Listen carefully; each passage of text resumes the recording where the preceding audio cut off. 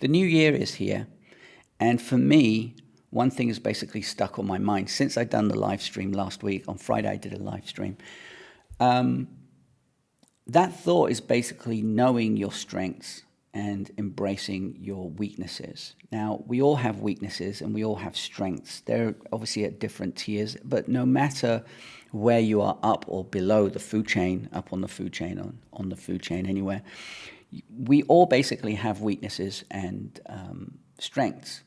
Now, I know my strengths. I know my weaknesses, and I've known for quite a while. And again, I talked about this in my live stream on Friday.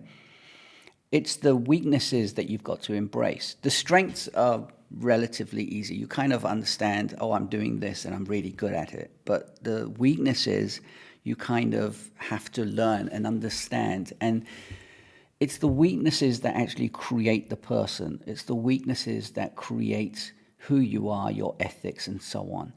Without those weaknesses, we're just a bunch of people doing lots of things that we think we can do because you believe that they're strengths. So you just keep doing them. You don't think about the weaknesses. In business, I've been in business for a very long time, and I've had lots of different types of businesses, and I've had lots of different types of ideas for those businesses, and they fail. A lot of the times they fail, and that's a weakness. And over the years, especially now, I'll come on to that. I've realized now that I've basically been able to embrace my weaknesses, things that I can't do, things that I'm not that good at, things that I enjoy doing, but it's better to just pay someone else to do it. Embracing those weaknesses actually help create a better strength on the other side of things.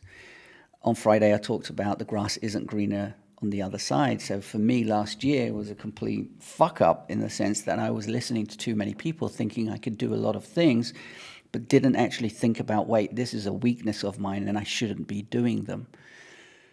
So embracing your weaknesses is embracing my weaknesses. Let me talk about me for now.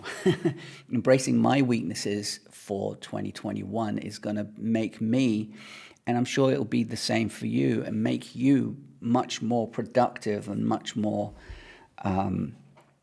strengthy, if there's such a word, than you are now, because then you'll know what you can do and what you can't do, what you're good at and what you're not good at, basically.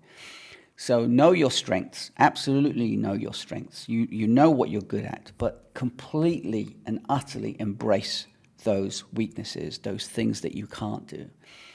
And I'll be doing that this year. That's my resolution. I don't like creating resolutions. I think we're in a period where everyone says, oh, I don't like creating resolutions, but a lot of people do. But I tend not to, because of the way I work and the way I am. But this year, the resolution for me personally, and I would suggest you look into it as well, is to embrace my weaknesses. Not for you to embrace my weaknesses, your own weaknesses. So I'm here to embrace my weaknesses for 2021 and make my weaknesses my strengths. Anyway, that's the end of the video. Have a great evening, and I will see you tomorrow. Ciao. Bye-bye.